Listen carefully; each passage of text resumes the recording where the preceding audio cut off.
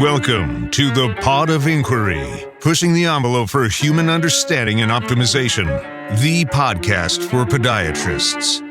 The Pod of Inquiry is designed to empower you with knowledge. What happens from there is up to you. Your host, Dr. Sae'Von Barrett, has designed this show to take you down some very deep rabbit holes, hopefully bringing you back out again, relatively unscathed, but cerebrally whipped, enabling a better understanding of all things worthy of inquiry. If you have more questions after the show, then that is good. The new discovery today many times was the new discovery 50 years ago, only to be suppressed or plainly ignored. Medicine and surgery can sometimes take a long while to get their paradigm shifted. We hope to have a lot of fun on this show and maybe destroy some ridiculous dogma along the journey. Thanks for joining the show today. Let's start spelunking. Well, we're going to do a little bit of a deviation in subject matter this week for the Pod of Inquiry. I feature my friend Sae'Von Springer, who's an expert in blockchain technology, cryptocurrency, and really fascinating friend who has a command of the history of economics and especially money. In light of the current bank failures and a lot of the discussions that I've had with my colleagues, I just felt that I wanted to bring Sae'Von on to give us a little bit of an insight into the blockchain technology, discuss fiat currency, and I think you'll enjoy this discussion with my friend Sae'Von Springer. Well, good afternoon. I'm here with my friend and financial expert, Sae'Von Springer, who is the founder and managing partner of Native Assets. And he's written a book that is very readable. Even someone like me can understand it. And I have it right here. It's called The Blockchain Blueprint, a practical guide to crypto in an impractical age of fiat. So, Sae'Von, thanks for coming on and taking the time to chat with us. I know this is a little bit of a deviation from the traditional interviews that we've had on the show, but I think, so many of my colleagues are talking about crypto and what's been happening with all of the bank failures that I just felt like I had to go in a little different direction and bring in a little bit of a different flavor, so to speak. So, thanks for coming on. No, thank you, Sae'Von. I'm humbled. I'm honored. It's really like a full circle journey to now be sitting here and talking about this with you on your show, and definitely am grateful that you felt that I was the person to speak with to bring some of this awareness to your audience or increase their awareness. And it's I got to be honest with you. I always knew that eventually this is where we would end up, but damn, it happened faster than I thought. Happened a lot faster than I thought. Well, I think those bank failures and Minnie Madoff and, there's been a lot of, so to speak, muddying of the waters. And so I think it's a very timely thing that we have this discussion. So let's start in a little bit from a foundational standpoint, which will help me a lot. So, a lot of people may not understand what the blockchain is necessarily, but are certainly aware of it. So give me your insight on how we can understand that a little bit better, because you've simplified things very well in your book. Yes, so great place to start. Basically, when we think about blockchains, it is a type of a ledger. And a ledger is effectively just a log that tracks record of things that have happened or taken place over time. So when you go to do your accounting, when you file your taxes, these are things that are put down in spreadsheets, in ledgers to track that activity. Now, that in and of itself was an important innovation, right? Because we could only do so much adding and dividing and tracking on the abacus, all the way back in the day. But we have Excel, we have really good integrations with Google Sheets, right? So one might be asking themselves, okay, if a blockchain is basically a database, why do we need new databases? Why is this so important? Well, the reason is really because of trust and centralization. Now, when I say trust, generally speaking, most people would assume that, or the things they interact with they feel they can trust. All right, you go to a school, you trust the teachers to teach your children the right thing. You trust the doctor to perform the right procedure to the best of their ability.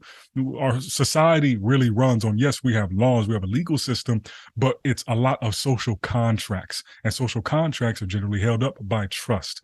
And when trust is high, they tend to work very well. When trust is low, we run into problems. And so when we look at what's happening even today with the banking system, effectively, and this is a gross oversimplification, and we can get into more of the specifics, but long story short, we are seeing a crisis of trust. People are losing trust that these banks are doing what they say they're supposed to be doing, that these banks have what they say they have, that these banks are going to take care of them if all of this goes left. And so what a blockchain really does is it puts cryptographic rails and proofs and assurances that the information that is entered into that database is verifiable by a third party that is not associated directly. And another way that this has been phrased or called is something called triple entry accounting. Okay. Triple entry accounting. And so what that means is, let's say that you run a bakery. I know you run a medical practice, but let's say you run a bakery. Right. The stakes are less high. All right. You're the bakery owner, and you have a shopkeeper, because you're out busy living life, doing what owners do, and you have somebody you have delegated. They are now running the bakery day to day. So the bakery owner tells you that, okay, we sold, $100 worth of goods today. Okay. In reality, maybe you sold 120, but it's going to be hard for you to know if all you're doing is trusting the information that they put in that ledger. So they write down 100, and obviously you have inventory, but point being, they can obfuscate wrongdoing by what they put in that ledger, because they can play with that information in such a way to sustain the facade of whatever it is, the story that they're telling you. Now, in a triple entry accounting system, that will be a dual entry accounting system. So you have one person put it in, and you have another person come in and they might review it. Well, a triple entry accounting system means that everybody involved in the transaction and a third party are all privy to all aspects of the information around those transactions or the entries in that ledger. So when the entry was made, what that entry was for, who it went to, where it came from. All of this information is visible to all the parties involved in that transaction and people who are not involved in the transaction. Now, there's a delineation between permissioned and permissionless blockchains. And so basically what that delineation is just like on your computer. If you have the user permissions, then you can decide what apps can get downloaded, which ones can't. There's a similar thing with blockchains, where you might be a corporation that you still want blockchain authenticity and verification. So the information that was put in that database has not been changed, cannot be altered, but you don't want everybody to be able to see it. You only want permissioned people to have access to it. Now, something like Bitcoin, Ethereum, these are permissionless blockchains, so anybody can see the history of all transactions that have taken place. But then you have permissioned ones as well, and those are the sort of things that banks use, that corporations use, and there's a whole, other side of the industry that most people don't talk about. But so that's high level. Okay, so help me out here. So I think I understand the concept of the triple ledger, but isn't it the blockchain that it's replicated in many different nodes, or maybe there's a better term for that? So if one node got destroyed, there's all of these other nodes that are saying, no, this is what happened over here with this particular transaction. See, you the expert, Stephen. Thank you. I feel silly that I left that part out. I just feel like sometimes when you're so deep into it, you move on from the technology at a certain point. But that is the decentralization component of it, where we have this ledger that we can verifiably prove with the cryptography that, all right, all of this information, this is how it was entered, this is exactly what's been done with it. But then when you get into the decentralization, that is where you begin to be able to distribute and spread out that information. Because instead of having one master database that you might have in a corporation where there's one spreadsheet, you have a bunch of passwords on it, this information is, as you said, it is spread across and it is transmitted to anybody that is running a node. And that node holds that information. So let's just say you had one computer in location A, you had another one in location B, another one in location C. A and B can get compromised, quote unquote. They can be not even compromised. They could go down. They could be lost. Right. They could fail. Or manipulated. It's hard to manipulate it because that's the point of the ledger. You can't go in and change anything that's happened. Now, technically speaking, you could try to do a 51% attack, but the amount of energy and resources it would take to do a 51% attack on something like Bitcoin, it's just like the physics of it are damn near impossible to actually happen. But technically speaking, it could, but very, very, very low probability of it. But really, it's a redundancy. And so part of that redundancy is so that everybody, if they choose, can access that information. So the example I like to give is, let's just say with these banks, right? Wouldn't it be great if you, I, the listener, could actually see the ledger of Deutsche Bank, of Silicon Valley Bank, of Goldman Sachs, of BlackRock? If we could actually look, not at what they write down, but what is truly in their possession as far as assets, liabilities, convertible notes, all of this sort of thing. That is what a ledger on the blockchain allows you to do. And you don't have to run the node to see that. But if you run the node, you are also hosting a copy of that information. Okay. Does that make sense? Yeah, it does. Very much so. Now, I think there's a differentiation that I would need to make so I can conceptually get a little bit clearer picture here. When we put money into a bank, it's really no longer our money. It's the bank's money, and they're going to do with it what they want to do. And when you buy Bitcoin, there's not someone else that's going to put that into different things, maybe make bad loans, so to speak, right? So, yeah. And, in the light of the recent bank failures that we had just last week, let me get a little better understanding of that. Do you understand what I'm asking? Because yes, to me, yes, 100%. Yeah, okay. Because to me, when you're buying Bitcoin, it's more like a commodity that, whereas if I'm investing or putting my money into a bank, I really don't know what the bank is doing with my money. They can be making loans to donut shops, or they can be making super speculative loans to XYZ company that may not have any wherewithal. And I have no control over that. But with Bitcoin, I have at least the control, or maybe I don't, you can educate me, of, okay, I control this many Bitcoin. Mm-hmm. Cool. So there's a few things to unpack. Thank you for laying this up. This is definitely a meaty topic. And I'll do the presentation. Yeah, it's super meaty. I mean, this is, well, first of all, it's a disruptive technology. Yeah.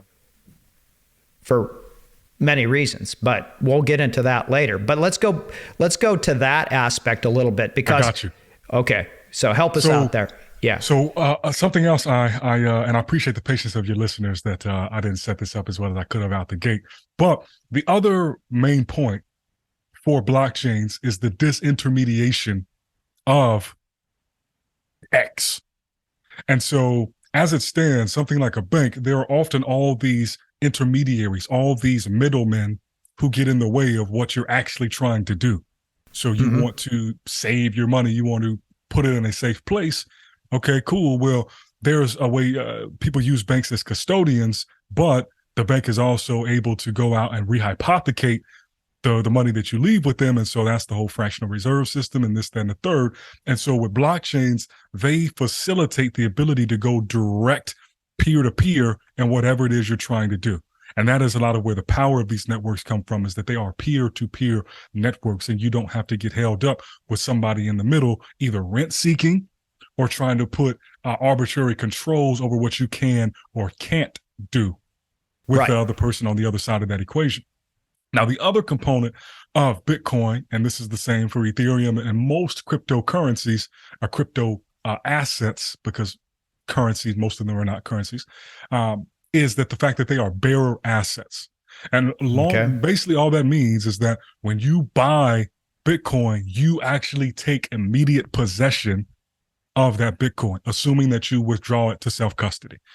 Right. Whereas when you go and you make money in any sort of fiat currency, it could be $5, it could be $500 million. The funny thing is, we call them dollars, but what you actually have is 500 million US bills.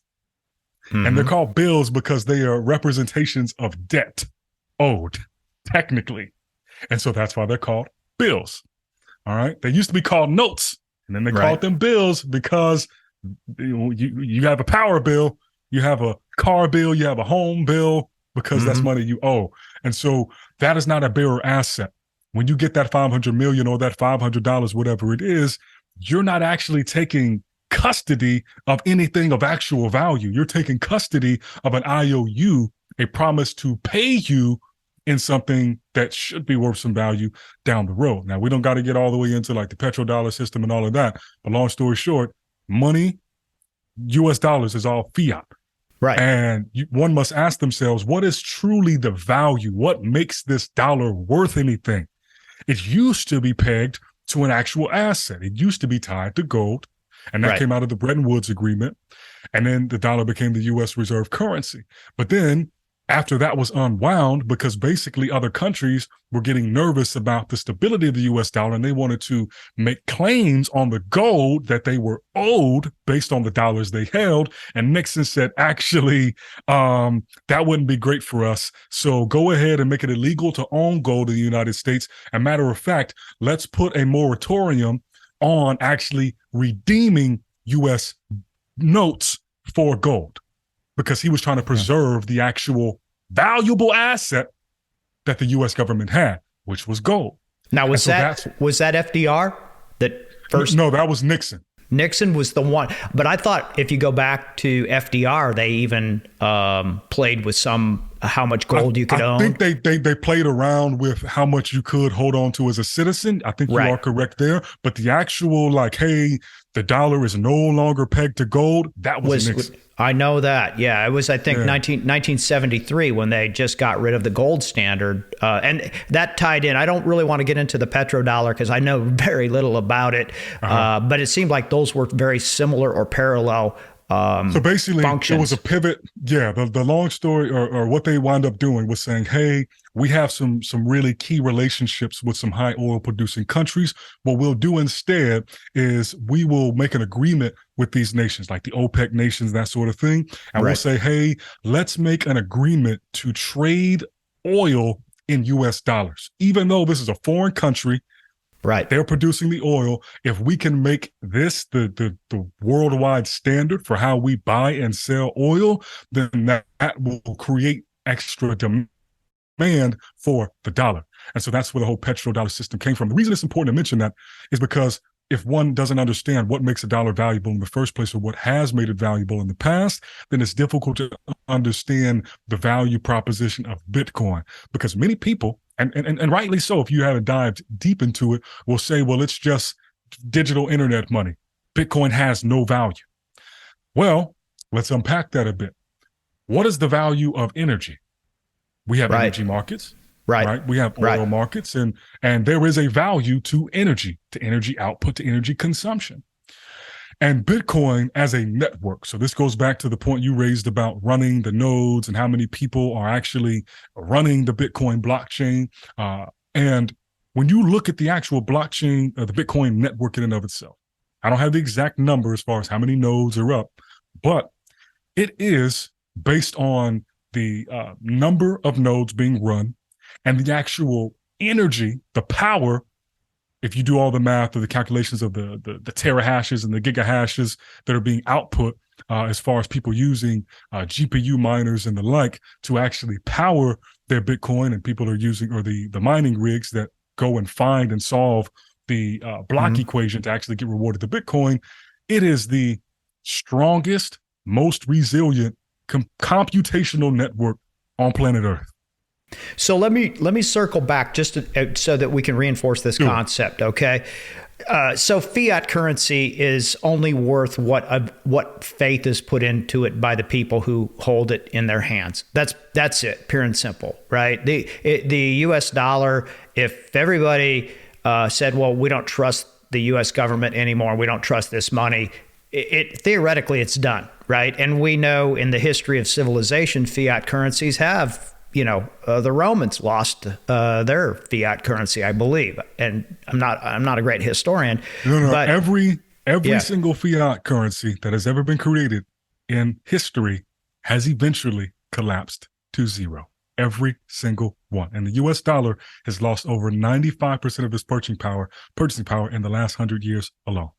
That's astounding, isn't it? So unlike gold, a lot of people hold gold, and it seems to be relatively in inflation. I don't want to say inflation proof, but maybe let's say inflation resistant, or it can weather the storm a little bit more. I heard someone tell me that, one gold coin when Thomas Jefferson was president would buy a nice 3-piece suit, a pair of great shoes, and a belt and whatever. And today a gold coin would pretty much do the same thing.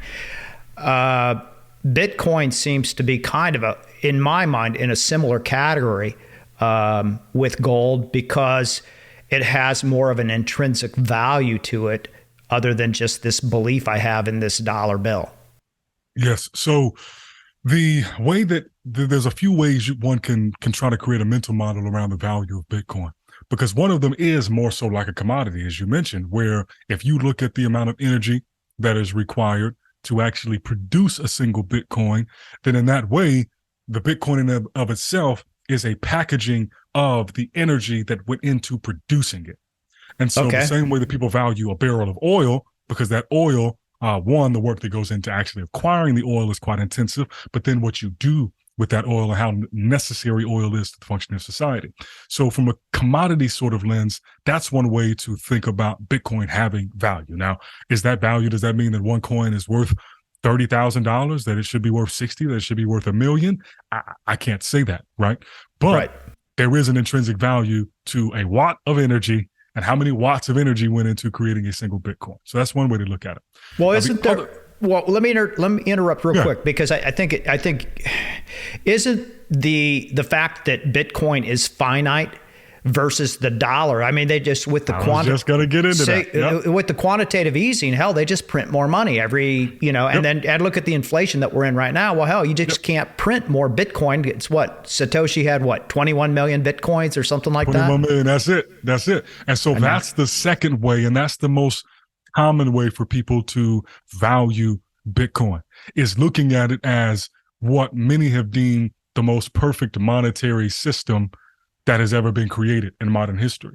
And the reason they call it perfect, now, fundamentally too, we must acknowledge that there are generally two schools of thought on economics. You have Keynesian economics, you have Austrian economics. What we see at play in the fiat world is Keynesian economics. Okay. So people who went to Harvard, they went to these Ivy League schools, and they teach them all about Keynesian economics, which preaches that, quantitative easing and quantitative tightening, monetary policy, that these are things that should be leveraged as tools to control the economy. And then on the opposite side, you have Austrian economics, which is much less popular, but used to be more popular back in the pre-World War era, around that time frame. And that has a lot more to do with supply-demand economics as like the principle of all economics, supply, demand, and not really complicating it too much more over that.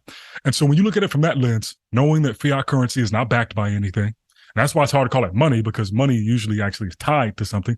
But fiat is not backed by anything.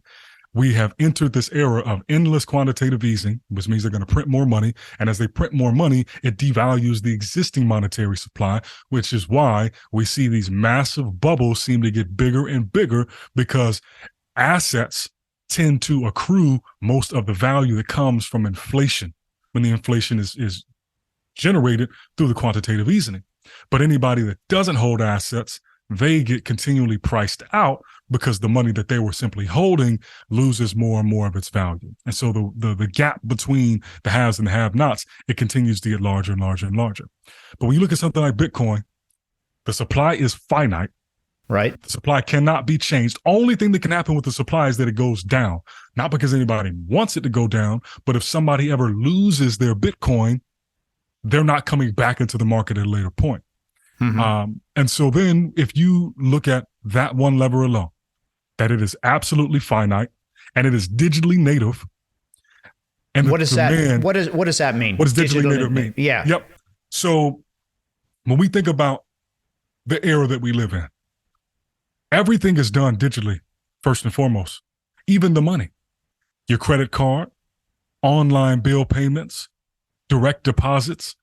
Most people do not receive, nor do they spend cash. And so as a result, people using their iPhones, PayPal, Apple Pay, money is really a digital phenomenon at this point. And because it's a digital phenomenon, it makes it even easier for the Federal Reserve, the central banks of the world, to produce more money out of thin air. Because literally all they have to do, I'm grossly simplifying it, but basically what they're doing is going into their database. And remember, if this was on a blockchain, there might be some rules about not creating more money. That wouldn't have to be the case, but it could be the case. They go in the database, they add some zeros, they hit enter, and now all of a sudden there's more money. All right. We've talked about why that's an issue. And so Bitcoin being digitally native, it is not controlled by any single entity. There is no government. There is no central bank. There is no corporation. The Federal Reserve is a corporation in strong partnership with the U.S. government, but the government is a corporation. That's a whole nother story. Nobody has control over Bitcoin. Nobody. Okay. And so it makes it where it cannot be used as a political lever the same way that fiat currency can. Even the fact that we have nations, entire countries, regardless of what the regime may have done, we have entire countries that are kicked out of the banking system because the U.S. doesn't like them. Our allies don't like them. Forget the people who may have done wrong. What about the average everyday woman, man, child in those countries? Right. This hurts them far more than it hurts the people in power. Right. But that's only possible because of the World Bank, the IMF, and basically the banking mafia and the systems that they control, which allow them to flip switches and say, no, you cannot transfer money to these parties. You can't transfer money to these accounts, this, that, and the third. And so Bitcoin being digitally native, it being something that cryptographically is verifiable. You can look at it. You can see exactly what the issuance schedule is going to be. You can basically estimate down to the minute when the new Bitcoin will be mined or created. And it's designed for you as the individual to take full custody of that asset at scale. And so the other thing, particularly about gold, because gold is not bad, but gold has limitations. And one of those limitations is its physical nature. Because if someone buys gold in their Fidelity account or their Charles Schwab, right, you're not buying gold. You are buying a claim that they hope you don't actually ask for down the road. Right. And so what people call that, we call that paper gold, just like some people buy paper Bitcoin. And so that being the case, let's say, sometimes dramatic situations illustrate things better. Let's say you're a billionaire and you decide you want to renounce your U.S. citizenship and you want to go somewhere else. Maybe you're not even renouncing your citizenship. You just want to move from one state to another state to better align with your life view. Okay. If you want to take a large chunk of your net worth with you, you're going to have several issues. One, they're not going to let you pull it out of your bank physically. And if you had $100 million, which not everybody has it, but there are dozens and dozens, not hundreds of people who have hundreds of millions of dollars, you're going to have a very hard time keeping up with $100 million. It can get wet, it can catch fire, you can lose it, all these things. Right. If you try to wire it, they can literally freeze your whole account. They can drop you as a client. They can debank you. They can bar your access to it. So cool. Let's just say that you wound up over time putting a lot of that in physical gold. Well, $100 million in physical gold is pretty bulky, pretty heavy. Mm-hmm. Yep. How are you going to transport it? How are you going to keep it private? You got $100 million worth of gold. Everybody going to know you have that gold. Right. Yeah, it's in the back of my Ford 150. You see what I'm saying? Right underneath the AR. Yeah. Right. And so there becomes a safety concern at that point. Because if somebody wants your gold, it's very simple.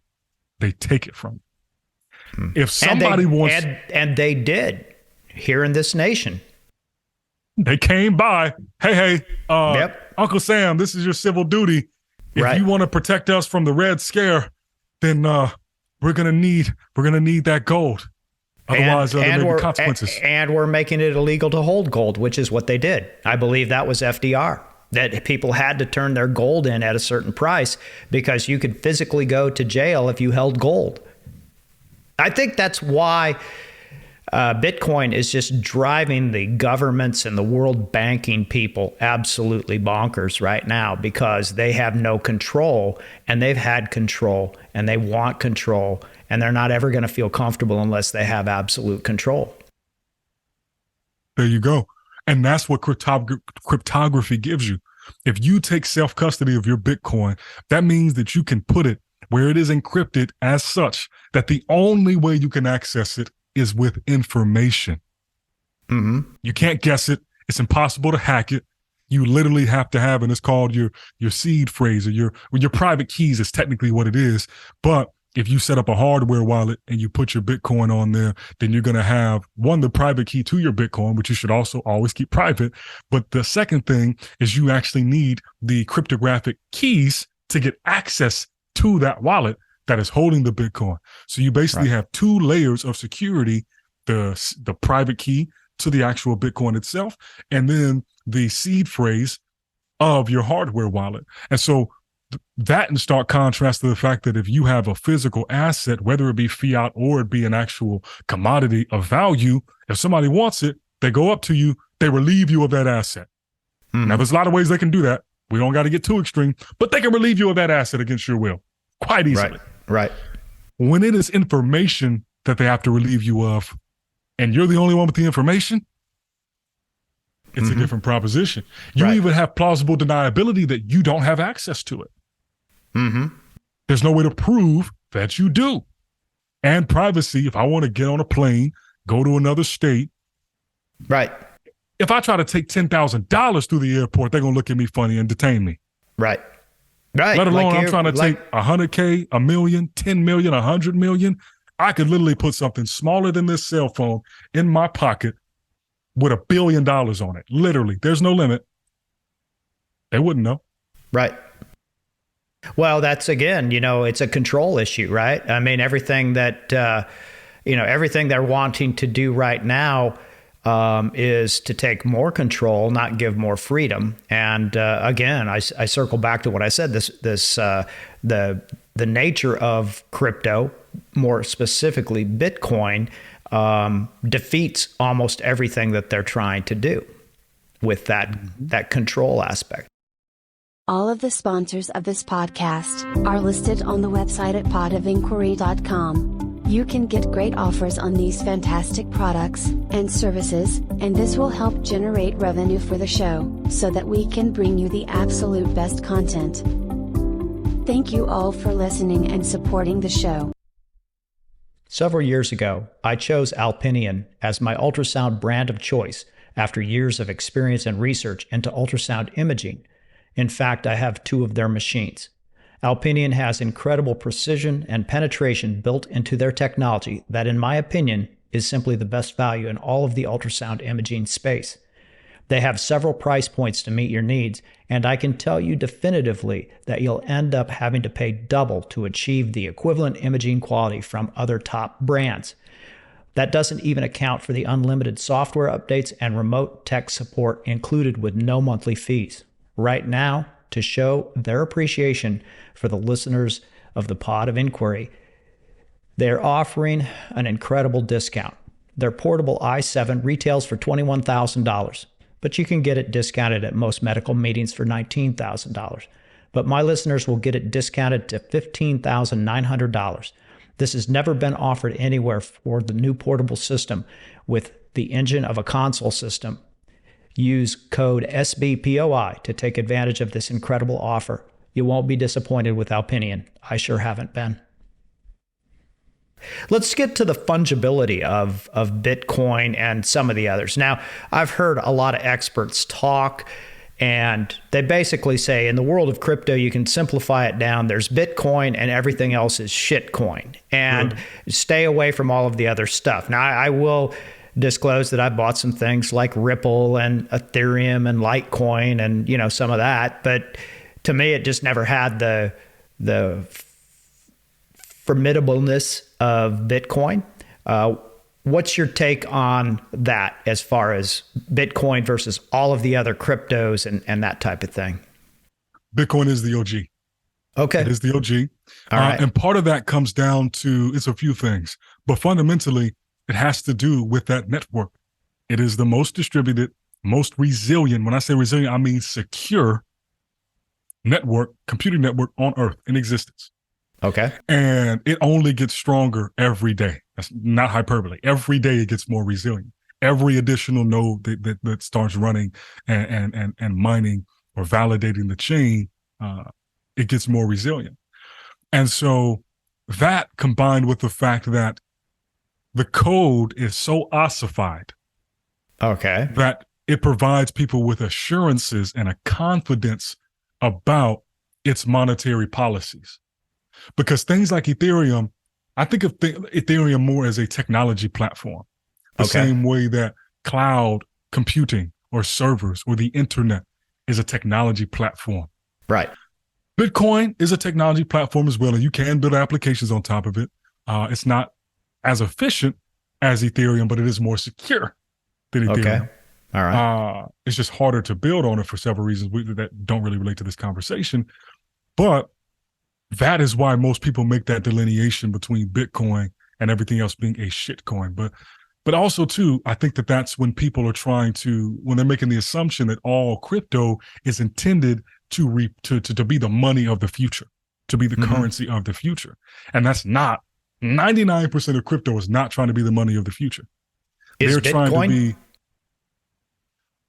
Bitcoin is not trying. Or is it de facto becoming that because of its nature, its innate qualities? Bitcoin is an invention that understood that one of the greatest challenges facing humanity was fiat currency and central banks. Right. And the control of money. And so when it was created, it was done in such a way that was the main problem in mind when creating Bitcoin. That if it did nothing else, but was able to correct some of the issues we're seeing with central banking, with fiat currency, then it would have fulfilled its original, most primitive vision. Okay. It just so happens to be that the way it was architected allowed some flexibility for it to become more than simply internet native value. All right. But if it could only be one thing, and the narrative has changed over time. When it first came out, some people were saying it was digital cash. And then, it became, it's digital gold. And then last cycle, no, this is a hedge against inflation. Ultimately, it is an invention that is trying to create sustainable, freedom-enhancing monetary policy. So when you go back and look at Satoshi, have they ever figured out who Satoshi is? No, technically, no, but there was a lot of speculation, and the speculation is quite interesting. I could throw out one of the wildest pieces of speculation, but some people have, said that it's Elon Musk. And I think that has a lot more to do with the Musk fetishes that we've seen over the last few years than anything else. But there is some interesting evidence that he could have been involved. Hal Finney, he was very publicly known to be highly involved in it, not Satoshi though. They arrested a guy named Satoshi Nakamoto in Japan, I think, but it's not him. Okay. Some people think that I'll leave you with these two examples, or three actually. So some people think that it was a conglomerate of tech companies that created it, and that like the Satoshi Nakamoto was a combination of the Sa being Samsung, the Toshi being Toshiba, Nakamoto, the Moto being Motorola, basically being this anagram for like a bunch of different tech companies being involved in creating it. So I think that's kind of compelling. But then one would have to ask themselves, why would they create it? What's the point? Right. Or were they just altruists who each, had information from these separate companies? The other theory is that it was actually created by, I don't want to say the CIA, but some sort of 3-letter adjacent agency or power arm as a part of a bigger scheme to kind of create, good versus evil in this whole transition to a digital economy, where ultimately the goal is to get everybody underneath a central bank digital currency that has a lot more control and controls around it.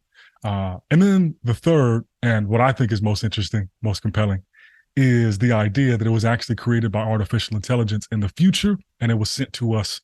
It was sent back in the past to us, experiencing it now. That's like movie type stuff there. Yeah, if anybody's ever seen Tenet, I have a theory that Tenet is actually about Bitcoin.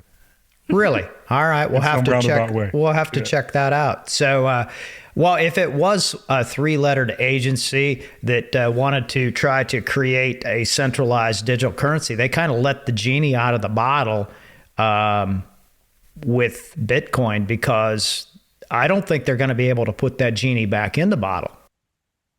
No. However, some people, I can't say I'm fully in this camp, but things remain to be seen. Sometimes, what really is happening is so grand and so complex that it's really hard to see in real time. But some have speculated that basically the plan is to create Bitcoin, get people ideologically over time. One, you create a divide, which is also usually helpful if you want to conquer people. But then you get so many people, you're going to have people who immediately opt in to the centralized version of this all, which is a CBDC, which still is very different from Bitcoin. It's just more of a blockchain-based version of central bank policy. And then you have people who are in the Bitcoin, let's call it lifeboat. And then eventually, because you've created the Bitcoin lifeboat, you can then destroy it once it has enough people captured by it. And then that's like its own travesty and devastation. And then those people ultimately will have to join into the centralized bank's version of digital asset or digital currency. So I'm a bit skeptical about that, but history has shown us that, false flags are often very, very instrumental in moving a government or a regime forward. The Gulf of Tonkin is one of the best examples of a false flag event. And that's basically where a government or a body of power conducts some sort of operation, some degree of subterfuge or destruction, and then they obfuscate their involvement and they redirect it and say it was someone else who did it. Well, I think that's probably more common than what we would all want to realize or think. I mean, I agree. That's a tough deal. All right, so Bitcoin and fungibility, right? I think one of the things that might be holding Bitcoin back, actually, I think there might be two things that are holding Bitcoin back. And one is that people are tending to buy it and hold it. They hold it for a long time. They're not using it on a day-to-day as a means for conducting day-to-day transactions. And then the second thing that I think might be holding Bitcoin back is, for old dogs like me, you go down to Starbucks, you want a latte, and you want to buy it with Bitcoin, assuming you can. I mean, it's not as easy as just pulling out your wallet and throwing a couple of dollars down. It actually is. Most people just don't know. So I'll walk through both of those. All right. Cool. Walk us through. And we can actually talk about literal fungibility if you would like, which is basically whether or not one thing is if one Bitcoin equals one Bitcoin. So as far as it not being used daily, I think that for most people who have long-term conviction in Bitcoin, that is a very deliberate, conscious strategic choice. Because there's this meme that has gone around for years that basically, if some people know the meme where you have Neo and then he's on the rooftop and Morpheus is telling him about, flying, and Neo's like, you mean one day I'll be able to boom, boom, boom? And then Neo's like, no, or Morpheus, I'm telling you that when the time comes, you won't have to, sort of thing. And the meme goes that basically this idea of hyper Bitcoinization, that eventually where this all leads is that things are no longer priced in US dollars, they're priced in Bitcoin because it's the last thing standing. Every other fiat currency collapses, and then people don't have any choice really but to back it with something that they know is guaranteed. And the issue with gold is, one, all of the paper gold in existence, the actual labor and the logistics of moving gold around. If if all of our money is backed by gold and I'm transacting with someone on the other side of the country or in a different country, how do we actually settle that gold arriving in that other country? That's a whole issue. And then the fact that gold continues to inflate. Now, some people say, oh, we've calculated the inflation rate of gold, but it's like, okay, and if we come across another deposit, if they find another planet with gold, there's a lot of things that could come out the woodwork and affect the value proposition of gold based on its scarcity model. So people not spending Bitcoin is more of a delayed gratification that says, hey, the whole purpose of me holding Bitcoin is so that I don't get caught up losing my shirt when the US dollar, not if, y'all. And I don't like talking about negative things is guaranteed to happen. But if you don't understand this, you might lose your shirt. But when the US dollar crashes to zero, maybe that's in a year, maybe that's in 100 years, but it will go to zero unless the whole mechanism of the US dollar changes and it becomes backed by something. Right. And so that is why I would say people don't spend Bitcoin. It's because they want to hold on to it and they want to accumulate as much of it as possible. And eventually everything's going to be priced in Bitcoin anyway. Now, if you do want to spend it, it actually is shockingly easy.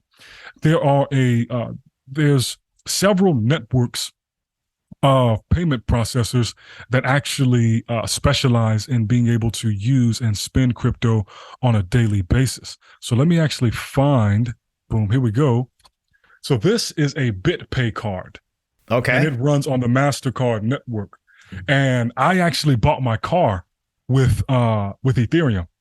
Okay. In 2021. And I could have bought it in Bitcoin, but I wanted to hold on to the Bitcoin. I was cool selling the Ethereum.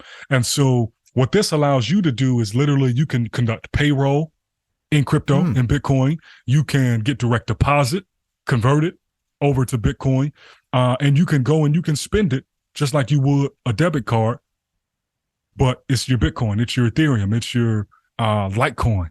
Now it does not support every single cryptocurrency because it needs to have a certain amount of liquidity and volume, but all of the major ones are supported. And I've been using that thing for years. I can literally go to my ATM, put it in, say how much money I want to pull out, and it'll sell that amount of Bitcoin or crypto asset for me on the back end. And then I'm able just to access the fiat version of it.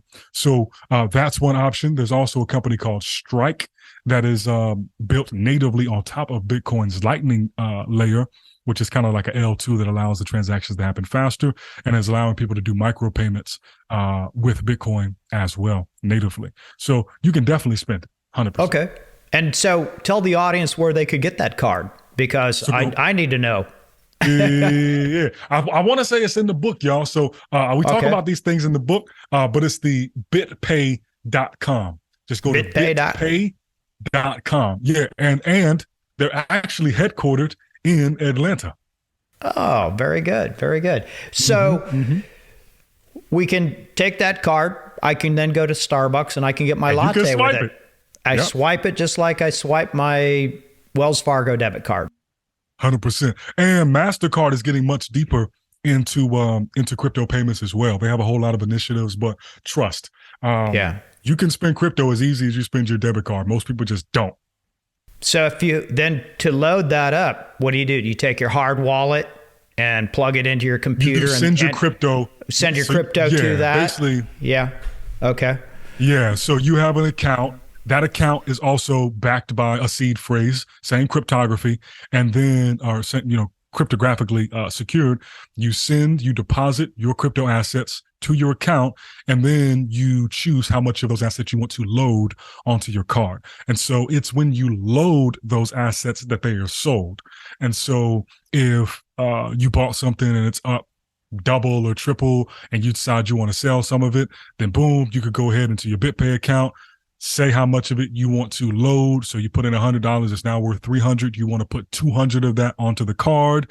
Then you just hit load, and then it will take it, sell it on the back end, and then it will take that equivalent amount of fiat and put it on the card in very similar fashion to someone who may have used like an ADP card or a any sort of prepaid MasterCard or something like that. But you have the ability to go to your ATM, do all that sort of stuff. So now, if you use that card, do you lose the crypto nature of what that transaction was? So yes, great question. One of the things I think is a big misunderstanding about crypto is that it is private. Okay. It's the damn opposite of private. It is as public can get. That is why people use the phrase of trustless. You don't have to trust anything because you can audit everything. Okay. What crypto is pseudonymous. Okay. So if I don't know who owns the wallet, I can't directly connect it to Steven. You can't directly connect it to Sae'Von. I can say this wallet has purchased or has sent, $1 million worth of Bitcoin over time, but I cannot, beyond a shadow of a doubt, prove or guarantee whose wallet it, unless they've left a trail of crumbs, meaning they deposited their fiat to Coinbase, then they bought Bitcoin, and then they use that wallet to buy something, and those are the only transaction that's ever happened. That's the only Bitcoin that's ever hit that wallet. Then it's pretty easy to deduce whose wallet it is. There's whole companies that do this. Chainalysis is one of them. They're like forensics for crypto payments. But yeah, that is the trade-off. Once you start using this, then it's basically like you using your bank account. But from a convenience standpoint, some people prefer that. And there are ways you can still keep it a bit more private, but again, that's beyond the scope of this conversation. Yeah, so we'll have to have another episode for people who want to stay off the radar, so to speak. But go back to that card. Do they charge you a certain fee? Like now, when I take a credit card for a service at the office, I end up paying like 3%. Is that the same kind of thing with the card, or how's that work? So you get hit with an ATM fee if you pull it out of your ATM, but just to spend it, you're not getting charged with a fee. When you set it up, you pay a little bit of a fee. It might be like $20 or something like. So yes, they charge fees, but it is the MasterCard network, so they don't really do anything too novel there. I can't recall if it's like an annual fee that you get charged to have the card, or something to that effect. But yes, there are fees, but they're not prohibitive enough to keep you from spending it. No, it's not like you get charged every time you spend the card. You got to pay $1. No, it's nothing like that. See, I think once people understand the fungibility, which I didn't really until you just explained this to me, I think that once that understanding becomes more ubiquitous, you're going to see more utilization. More utilization is going to mean probably increase in value, right? I mean, you would think that increases demand, and if you believe in the supply and demand theory of economics, then you would think that it would go up in value. One of the things I couldn't quite figure out, and this is a little bit tangential, but it comes back to Bitcoin, is that sometimes when the stock market gets hit real hard, the Bitcoin will go up, and then other times the market gets hit pretty hard and it goes down. It's almost like it's schizophrenic. What do you? No. So this is in the short term, Bitcoin, until the last few weeks, till all these banks start falling over, Bitcoin is tightly correlated with the performance of the stock market in the short term. Okay. Over the long term, it is highly uncorrelated with the stock market because Bitcoin has done nothing but go up exponentially since it was created. And so I think what people have to keep in mind is that Bitcoin is still viewed primarily as a risk asset. And on the risk asset spectrum, it is like on the furthest end of risk. And so in the traditional world, you would call that like an exotic investment. Okay. You know, it's like the average person, their 401k is buying the top 20, the top 100 stocks, you know, on the NASDAQ. Very few people are investing in teak farms. Right? Because you only really start doing that sort of exotic stuff when you really get bread. And you're like, hey, I have enough money. I'm cool with the risk profile. The risk to reward is nice. It's not too crowded of a market. Let me go buy some forest for kindling. Mm-hmm. Right. You know, let me go buy some vineyards. You know, shit like that. Right. And so,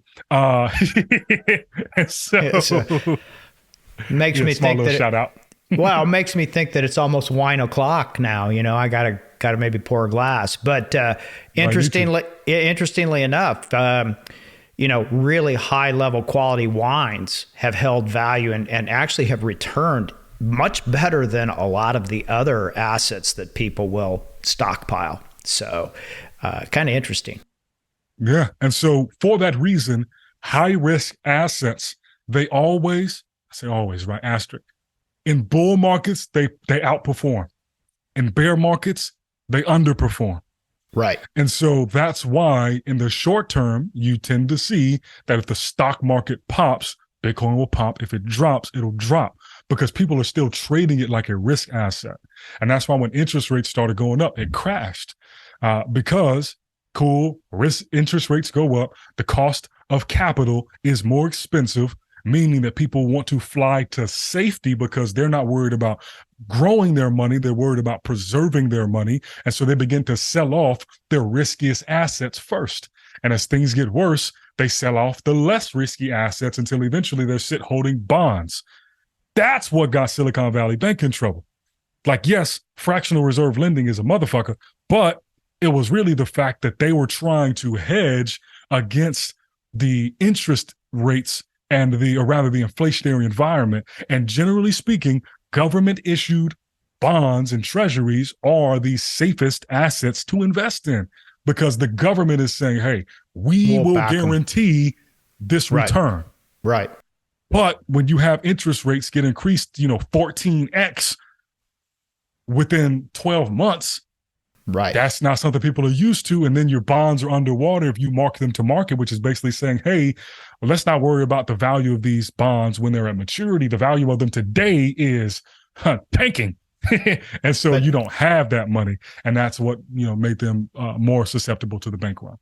What about the derivatives? I mean, remember 2008? Yes. So 2008, they had the, they were letting, leverage. Almost anybody buy 3 or 4 homes for investment and this type of stuff. There was no, and supposedly they passed a whole bunch of laws back then after that, which I don't think that did any good because it seems like it's the same thing now. You can't put your money into a place and then it repackages these things for subprime, real estate where no one's ever going to be able to pay that back. It's kind of like, it's so speculative, there's no wherewithal there.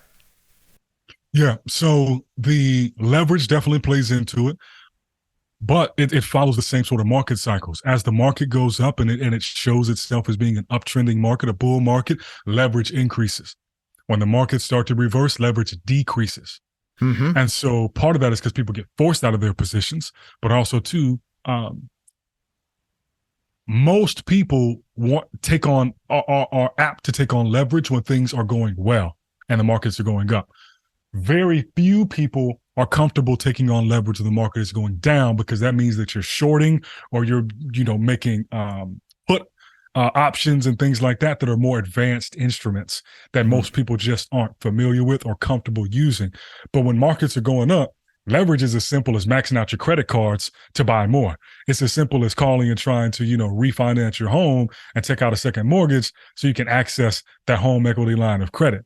Most people do know how to do that, but most people don't know how to short the market or put on options trades or things like that, carry trades. So that's why there's a lot less leverage on the downtrend of the market relative to the uptrend because retail doesn't usually participate in the down market.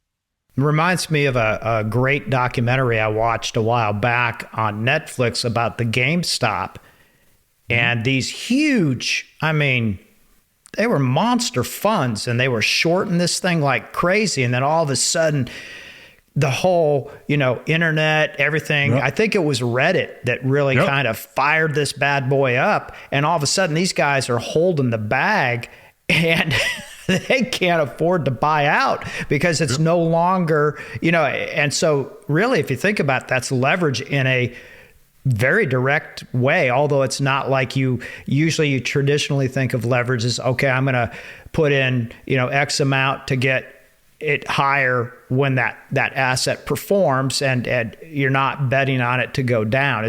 But it's still leverage, and you live by the sword, you die by the sword. Yep. Leverage is simply borrowing money to speculate. Right. Or that's as simple as it is. Or not even borrowing it because you have it all in your fund, and you're just putting your investors at risk, Yeah. So I got to wrap up, but because I try to stay under an hour here. We're going to have another one of these because there's so much here, and really it's a very, very. I see actually Bitcoin becoming a way for physicians and surgeons to accept their payments, and once I think there's a little bit more critical mass. And man, I'll tell you, I can remember some of my colleagues when I told them I bought some Bitcoin back in 2017, it's like they thought I had, escaped an institute. Yeah, exactly. It's like now they're not so, they don't tend to pop off so much about that, how do I do that, Stephen? Yeah. You got to get into the time machine and go back to when it was affordable. But yeah, so I think we've covered a lot of great stuff. We got more to cover for sure. This is something that, and you and I have had chats where we sat, and 2 hours later, we're like, wow, where'd that time go? I kind of feel like that today.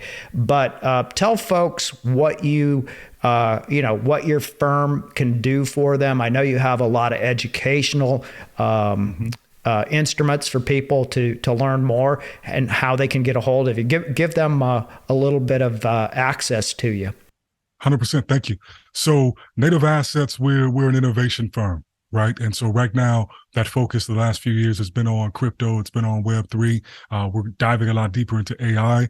And over time, that's going to evolve as well. As the new technologies come out, we're going to keep focusing on what it is we need to learn so that we can thrive and prosper in this exponential era that we're living through. And so crypto and Web3 are core focuses at this moment, incorporating AI over the next couple of months as well. And so the way that we do that is through education primarily, but we also do that through coaching and providing services for people. And so the book is one version of that education. It's basically the lowest barrier to entry besides our YouTube channel. So there's a lot of good content on there. If you go look through it, videos on Bitcoin, what Bitcoin is, a 101, and a much more direct explanation rather than kind of my stream of consciousness today with visual references and citations, sources, all of that. I like to lean on data, do the same thing for Ethereum. And then there's a lot of things about Web3 and what's going on there as well. Now, we also have a full course that really covers a lot more than what's on the YouTube. That's not on the site right now. That's something that I only sell if a client requests it directly. But that's tens of hours of material covering all of this and getting more into DeFi and all of that. Now, from a service standpoint, I recognize that a lot of people are going to have trouble basically onboarding to this ecosystem. And the intention is to help people move over and get competent and really what I call it is kind of their crypto IQ. Right. Mm-hmm. How do we get your crypto literacy up, your digital asset literacy where it needs to be? So if this conversation was enlightening, if you learned a lot, if there was a ton that you didn't know in this conversation, then I'm pretty sure that we can help you with native assets. And so whether that be figuring out the best way for you to buy Bitcoin or Ethereum or some other asset you're interested in, learning more about those assets and figuring out which one is the best fit for your unique situation, how you might want to construct that portfolio relative to the rest of your assets, how to custody those assets, how to secure those assets, how to create inheritance plans so that you can assure yourself that when you buy something like Bitcoin, you have a plan in place that it can get passed down to your heirs and the people who you want to receive those assets. So that's the sort of thing that we do in native assets. And also if somebody wants the firm to help them manage those assets in unique circumstances, so long as they hit a certain threshold, that's also a conversation that we can have as well. But that's for the rare occasion. So if you're interested in that, nativeassets.co is the website, nativeassets.co. You can also shoot me an email at saevon@nativeassets.co. That's SAEVON @nativeassets.co or info@nativeassets.co, which is probably easier to remember. I will put all this in the show notes, Sae'Von. I want to thank you so much. And, I'm so indebted to you for what you've done for this show and your creativity. Not only are you an expert in this, and you're really a very creative and have expertise in a lot of things. I think that the expression jack of all trades, master of none does not fit you. I think you are a master of many things I'm fortunate to have been able to collaborate with you on things. So thank you so much. Thank you, Stephen. I appreciate that, man. That means a lot. Have a great day. I'll talk to you soon. All right, brother.